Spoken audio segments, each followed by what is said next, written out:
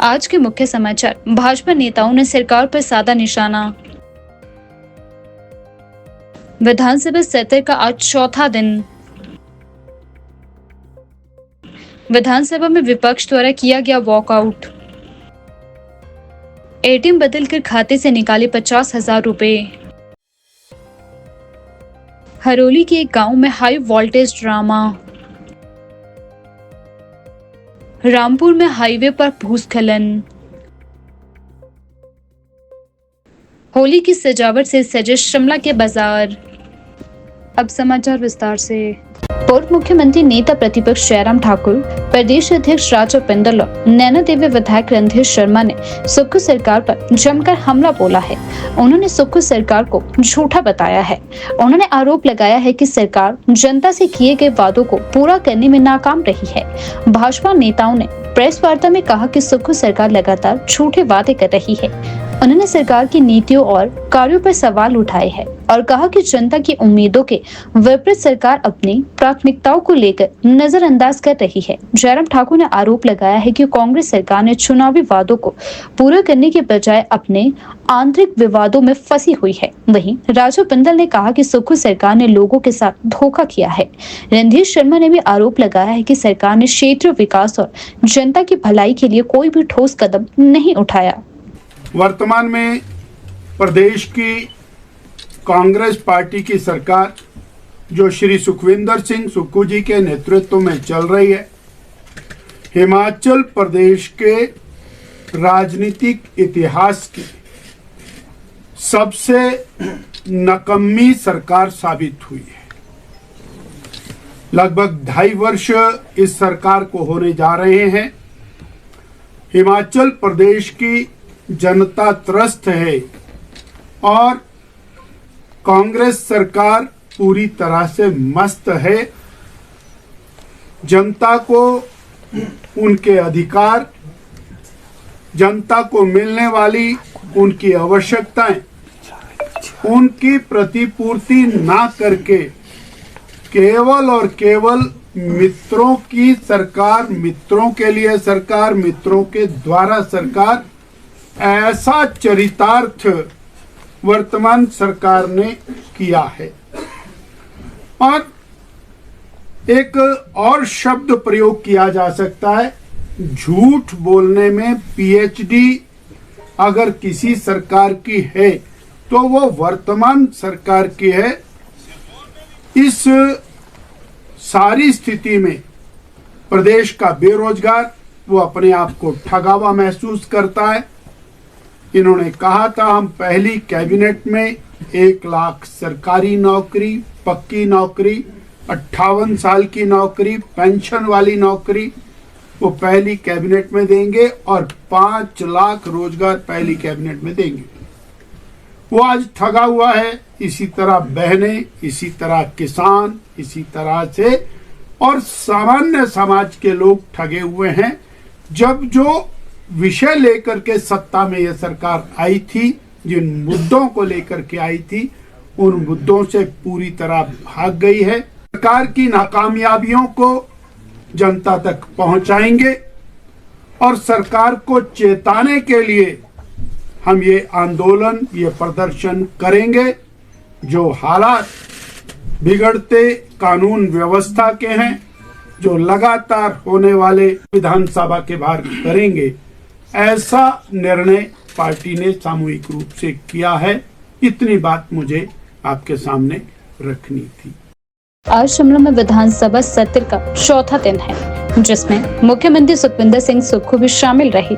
मुख्यमंत्री ने विधानसभा सत्र में अपनी बातें रखी। इस मौके पर विधानसभा के अन्य सदस्य भी मौजूद रहे। इस मौके पर स्कूली बच्चे भी उपस्थित रहे। मुख्यमंत्री ने बच्चों से संवाद करते हुए उन्हें राष्ट्र सेवा और शिक्षा के प्रति अपनी जिम्मेदारी को समझने की बात भी कही।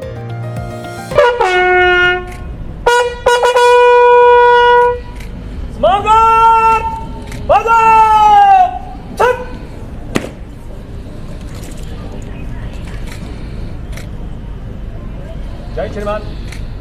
हिमाचल प्रदेश पुलिस जिला शिमला रेगुलर 128 की कार आपके निरीक्षण के लिए उपस्थित श्रीमान।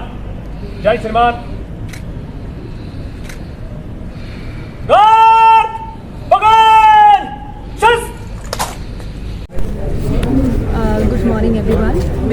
दीक्षा है और मैं Indian institute of legal studies में एज असिस्टेंट प्रोफेसर काम करती हूँ। आज हम विधानसभा आए हैं बच्चों के विजिट के लिए एंड आज हम स्पीकर से मिलेंगे और विधानसभा की जितनी प्रोसीडिंग्स होती है वो देखेंगे। जी 72 स्टूडेंट्स हैं और 2 टीचर्स हैं साथ में।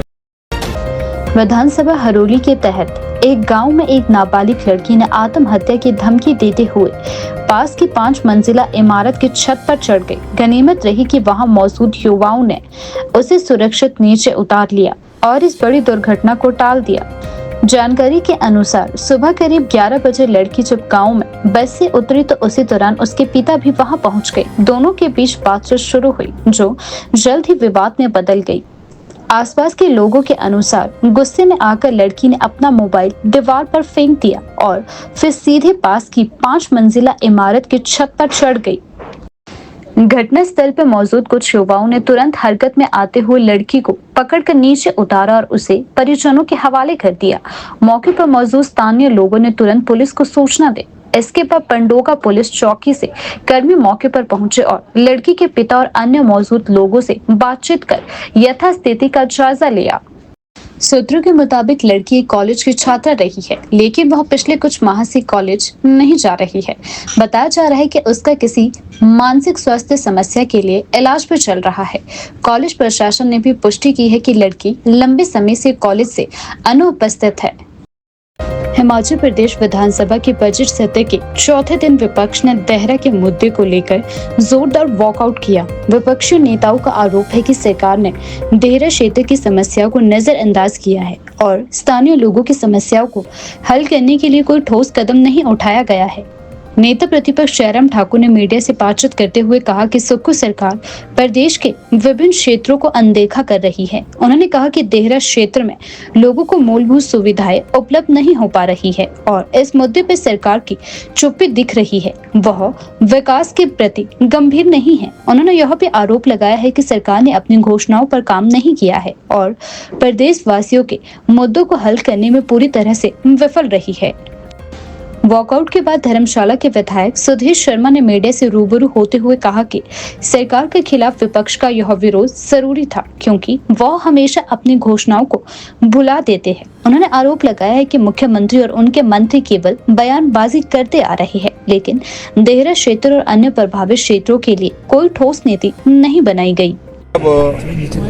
माननीय विधायक आशीष शर्मा जी ने देहरा के उपचुनाव के दौरान वहाँ सैकड़ों महिला मंडलों को पैसा देने की बात पर प्रश्न उठाया तो हमारे उप मुख्यमंत्री महोदय जी ने पहले तो जवाब ये दिया कि सूचना एकत्रित की जा रही है। तो आशीष शर्मा जी ने खड़े होकर के कहा कि मेरे पास सूचना है थोड़ी, लेकिन हम पूरी सूचना चाहते हैं और जो सूचना इनके पास थी वो रिकॉर्ड पर है। इन्होंने जानकारी दी बहुत सारे महिला मंडल को 50,000 1 लाख रुपए उनके खाते में, जब मॉडल कोड ऑफ कंडक्ट वहां पर लगा हुआ था, उपचुनाव हो रहा था और उस उपचुनाव में मुख्यमंत्री जी की धर्मपत्नी चुनाव लड़ रही थी। कांगड़ा सेंट्रल कोऑपरेटिव बैंक की ओर से वहां पर पैसा डाला गया और कोड ऑफ कंडक्ट लागू था। और सारी बात को मुझे लगता है कि सरकार को गंभीरता से समझना चाहिए। जब मॉडल कोड ऑफ कंडक्ट लागू है, उस दौरान कोई भी ट्रांजैक्शन बैंक से इस प्रकार से नहीं की जा सकती है, सिवाय सिर्फ जो स्थापित जो चली हुई योजना है उसके सिवाय। और उप मुख्यमंत्री बार बार इस बात को लेकर के कह रहे हैं कि आपने किसान सम्मान निधि डाली थी। किसान सम्मान निधि का कोई लेना देना नहीं है, क्योंकि वो योजना है, उस योजना में क्वार्टरली जो किस्त किसानों के खाते में डाली जाती है उस पर कोड ऑफ कंडक्ट का इम्पैक्ट नहीं आता है, क्योंकि वो बिल्कुल जो है वो एक योजना बनी है, उसका शेड्यूल बना हुआ कब जो है पेमेंट खाते में डाली जाएगी। लेकिन यहाँ हैरानी की बात है, सेम डे जिस दिन चुनाव हो रहा उस दिन भी पैसे डाले गए हैं महिला मंडल के खाते में। जानकारी मिली हमको कि महिला मंडल ने आग्रह भी नहीं किया किसी बात के लिए कि हमारे खाते में पैसा डालो, और ऐसा भी नहीं पाया गया है कि उन महिला मंडल को कोई विशेष किसी योजना के अंतर्गत या किसी विशेष कार्य के लिए वो पैसा डाला गया। सिर्फ वो पैसा अगर डाला गया वो सिर्फ एक काम के लिए डाला गया, क्योंकि वहां पर उपचुनाव चल रहा था और उपचुनाव में कांग्रेस पार्टी के कैंडिडेट को इसका फायदा हो सके, उस दृष्टि से वो पैसा डाला गया है। देखिए, आज माननीय विधायक आशीष शर्मा जी ने प्रश्न किया था कि जब आचार संहिता थी और देरा का उपचुनाव हो रहा था तो कांगड़ा कोऑपरेटिव बैंक की जो मुख्य ब्रांच है, जो हेड ऑफिस है धर्मशाला में, वहाँ से बैंक के खाते से महिला मंडलों को पैसा डाला गया। वोटिंग से 5-6 दिन पहले डलना शुरू हुआ, वोटिंग वाले दिन भी डला। तो उसका जो जवाब आया कि सूचना एकत्रित की जा रही है, तो सूचना आजकल डिजिटल युग में ये तो एक घंटे का काम भी नहीं है, लेकिन सूचना जो इनके पास थी वो इन्होंने सभा पटल पर रखी। तो उसको जिस तरह से सूचना को छुपाया जा रहा है, तो उससे ये साफ जाहिर है ये कैश फॉर वोट का मामला है और आचार संहिता का उल्लंघन करके वोट को प्रभावित करने के लिए जो है वो बैंक का पैसा, कोई स्कीम नहीं, कोई योजना नहीं, बैंक का पैसा जो है वो महिला मंडलों को डाला गया। उपमंडल बड़सर के मुख्यालय में स्थित पीएनबी बैंक की महरेश शाखा में एक बुजुर्ग व्यक्ति से धोखाधड़ी का मामला संज्ञान में आया है। 2 युवकों ने बुजुर्ग की एटीएम कार्ड को धोखे से बदलकर उनके खाते से 50,000 रुपए निकाल लिए हैं।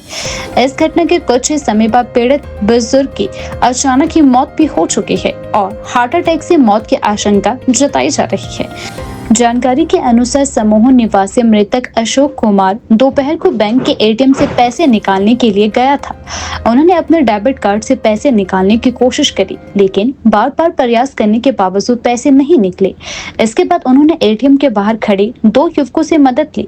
युवकों ने पहले अपना एटीएम कार्ड स्वाइप किया और फिर बुजुर्ग का कार्ड स्वाइप करके पैसे ना निकलने का बहाना बनाते हुए उनका एटीएम कार्ड बदल दिया। कुछ देर बाद जब बुजुर्ग ने बैंक में जाकर कार्ड को चेक किया तो पाया कि उनके खाते से 50,000 रुपए की राशि निकाल ली गई है। मामले की जानकारी मिलने के बाद बुजुर्ग अशोक कुमार की तबीयत बिगड़ी और वे अचानक गिर पड़े। उन्हें अस्पताल ले जाया गया, जहां उन्हें मृत घोषित कर दिया गया था। पुलिस ने मामले की जांच शुरू कर दी है और युवकों की तलाश जारी है। बैंक प्रशासन भी इस घटना की जांच कर रहा है और इस पर जल्दी से जल्दी कार्यवाही करने का आश्वासन बैंक द्वारा दिया जा रहा है। हिमाचल प्रदेश के कई ऊंचाई वाले क्षेत्रों में बर्फबारी का दौर जारी है, जबकि निचले क्षेत्रों में बारिश दर्ज की गई है। जिला चंबा के पांगी और भरमौर के साथ साथ लाहौल और किन्नौर के ऊंचाई वाले क्षेत्रों में हल्की बर्फबारी हुई है। बर्फबारी के कारण पांगी उपमंडल में किलाड़, लाहौर और राष्ट्रीय राजमार्ग सहित आधा दर्जन सड़कों पर यातायात प्रभावित हो गया है। इस बीच रामपुर बाजार के नजदीक सफेद ढांग के पास भूस्खलन होने से NH5 बाधित हो गया। भूस्खलन के बाद दोनों ओर वाहनों की लंबी कतारें लग गई, जिससे कर्मचारियों, विद्यार्थियों और अन्य लोगों को सुबह के समय भारी परेशानियों का सामना करना पड़ा। यहाँ बार बार भूस्खलन होने के कारण लोग सड़क पार करने में भी जोखिम का सामना कर रही है। स्थानीय प्रशासन और सड़क निर्माण एजेंसियां इन समस्याओं के समाधान के लिए काम कर रही है। बर्फबारी से पांगी वासियों की दिक्कतें बढ़ती नजर आ रही है। कुल्लू में 16, लाहौल स्पीति में 121 सड़कें अभी भी ठप है। शिमला में बादल छाए हुए हैं। चंबा और लाहौल घाटी में बुधवार को हिमखंड गिरे। जनजातीय क्षेत्र पांगी की कुमार सड़क पर हिमखंड गिर गया, इससे सड़क बंद हो गई। मौसम विभाग केंद्र शिमला के अनुसार 13 मार्च से 16 मार्च 2025 के शाम तक लाहौल स्पीति, किन्नौर सहित कांगड़ा, चंबा, शिमला, कुल्लू जिलों के ऊंचे इलाकों में कई स्थानों पर हल्की और मध्यम बर्फबारी की संभावना भी जताई गई है, जबकि सोलन, हमीरपुर, बिलासपुर और ऊना जिले सहित कांगड़ा, चंबा, शिमला, मंडी, सिरमौर और कुल्लू के शेष भागों में गरज के साथ हल्की से मध्यम वर्षा की आशंका भी बताई गई है। वहीं राज्य के पर्यटन स्थलों मनाली, सोलंग घाटी, सिरसू और आसपास के क्षेत्रों में बर्फबारी हो सकती है। शिमला में होली का त्योहार धूमधाम से मनाने की तैयारियां जोरों पर है। बाजारों में रंग, गुलाल, पिचकारियों और मिठाइयों की दुकानों पर लोगों की भीड़ भी देखने को मिल रही है। लोअर बाजार, गंज बाजार, समरहेल, संजौली और ढली बाजार में रंगों की खुशबू फैली हुई है। हर्बल रंगों की कीमत 10 रुपए से 80 रुपए तक है, जबकि पिचकारियां 50 रुपए से 1200 तक उपलब्ध है। 1200 रुपए की पिचकारी में 2 लीटर तक पानी भरने की क्षमता बताई जा रही है, जिसे वाटर टैंक कहा जाता है। इस बार जयपुर से विशेष हर्बल रंग मंगाए गए हैं, जो त्वचा के लिए सुरक्षित है। लोग पहले से मिठाइयों की एडवांस बुकिंग भी कर रहे हैं। दुकानदारों का कहना है कि पहले की तुलना में इस बार बिक्री में वृद्धि हुई है, जिससे व्यापारियों में खासा उत्साह देखा जा रहा है।